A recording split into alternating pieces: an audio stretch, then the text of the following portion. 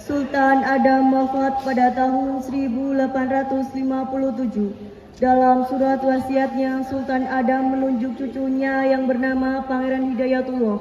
Tetapi Belanda mencalonkan cucunya yang lain yang bernama Pangeran Tamjidillah. Rakyat dan para petinggi kerajaan tidak setuju. Karena itu tidak sesuai dengan surat wasiat Sultan Adam, serta mereka percaya jikalau mereka melanggar wasiat maka akan terkena kutukan. Selain itu, Belanda terlalu ikut campur dalam pergantian tahta. Di sisi lain,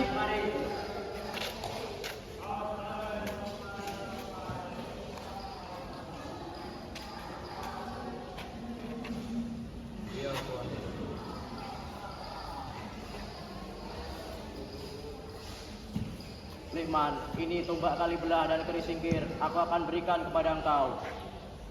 Ampun, beriku ampun, tuanku. Tidak berlebih kau, ulun diberkahi dua bilang pusaka saja ini. Kamu ini orang yang aku anggap baik. Kamu mau berjuang untuk para rakyat. Jadi kamu pantas untuk mendapatkan pusaka ini. Baik, tuanku. Aku akan menjaga amanah dari sampean. Baiklah. Dan kau Antasari, aku Mangkubumi Kerajaan Banjar menugaskan kau untuk mengepalai pasukan yang ada di Riam Kanan, Riam Kiwa, dan Karang Intan. Sekarang juga aku akan memberi kau gelar Adipati Mangkunegara. Terima kasih, Tuan. setelahnya Pangeran Hidayatullah mengasingkan diri ke Cianjur karena prahara yang dibuat oleh Tamjidullah, yaitu Tamjidullah memerintahkan anak buahnya untuk membuat rumor yang sehingga Sultan Hidayatullah tertipu. Maka dari itu Sultan Hidayatullah pergi ke Cianjur untuk menghindari ancaman yang datang. Saking sengitnya orang Belanda dengan orang Banjar, mereka tuh sampai berkata seperti ini. Desasti Pudebina insupati karakteristik, yang artinya orang Banjar itu sangat menjengkelkan. Mereka tidak pernah mau diajak kerjasama dengan orang Belanda. Saya juga mendengar kabar itu, tapi yang jadi tatahunan orang sakampung, kenapa Pangeran Hidayatullah harus ke Cianjur? Padahal mestinya Hidayatullah yang memimpin perjuangan rakyat Banjar. Menurut Nyawangan kayak apa? Dia itu sebenarnya tidak hendak meninggalkan Banjar. Dia itu dibubuli, difitnah oleh Tamjidullah yang bersekongkol dengan Belanda. Hah? Apa hubungannya dengan Cianjur? Ya karena rumor palsu itu, Tamjidullah memfitnah Pangeran Hidayatullah telah membunuh salah satu prajurit dari Belanda. Oleh karena itu, ia mengasingkan diri ke Cianjur agar Banjar aman dari serangan dan ancaman Belanda. Begitu. Oh, jadi ingat nasihat Pangeran Antasari, jikalau kalian bertemu dengan Belanda, 7 turunan kalian tidak akan sapa oleh beliau. Makanya kita jangan kawan dengan Belanda. Sejak Belanda memperoleh hak monopoli dagang di Kesultanan Banjar, tak berhenti di sana, Belanda pun mulai ikut campur dalam urusan kerajaan. Ditambah Belanda juga mengambil sumber daya alam yang dimiliki kerajaan Banjar untuk kepentingan negaranya sendiri. Setelah itu, tahu berita itu, Pangeran Antasari tidak tinggal diam. Dengan keyakinan penuh, ia mengajak pasukannya untuk menyerang markas Belanda yang berada di Muning. Gerakan semuanya, kita harus menjaga kampung kita, jaga benua kita. Insya Allah kemenangan ada di pihak kita. Pada hari ini juga kita akan pergi ke Muning. Dari sana kita akan menuju ke Pangaron karena Belanda telah mengambil kekuasaan kita, yakni Batubara. Kita harus ke Batu kembali. Hara Mayara, wajah sampai Kabupaten. Hara Mayara, wajah sampai Kabupaten. Bilang komando. Allahu Akbar. Allahu Akbar. Allahu Akbar. Allahu Akbar. Allahu Akbar. Allahu Akbar.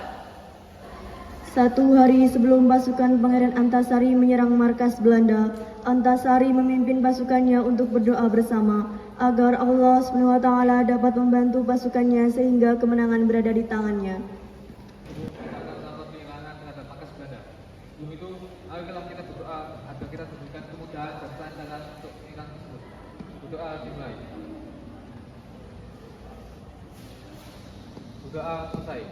Semoga apa yang telah kita laksanakan berjalan dengan semestinya.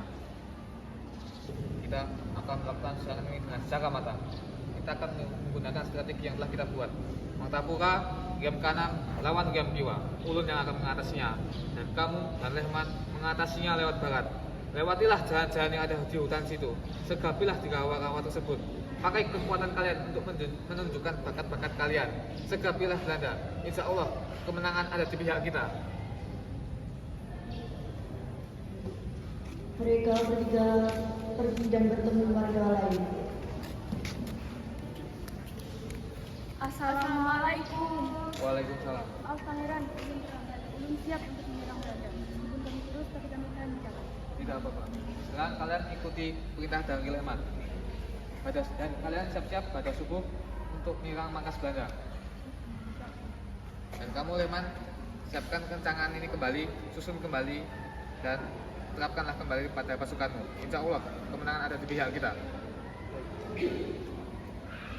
Lehman pergi dan keempat warga pun berkata, Ya ujur itu mereka berdua biang keladinya. Baiklah. Lehman bertemu dengan Haji Isa dan Mukarram. Kami orang yang tidak pernah mau bergabung dengan Belanda. Apa untungnya? Aku tak perlu kekayaan. Kau juga haji, tak malu keadaan gelar hajimu itu. Jangan banyak bicara lawan kami.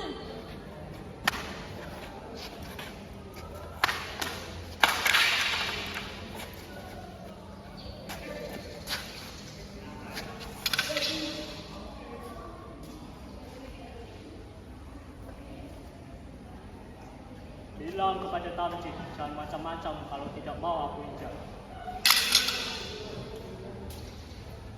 Di hari yang sama, tepat pada tanggal 29 April 1859, yang dipimpin langsung oleh Pangeran Antasari dengan slogan "Haram menyerah, wajah sampai kaputing". Haram menyerah, wajah sampai kaputing. Orang menyerah, wajah sampai kaputing. Serang!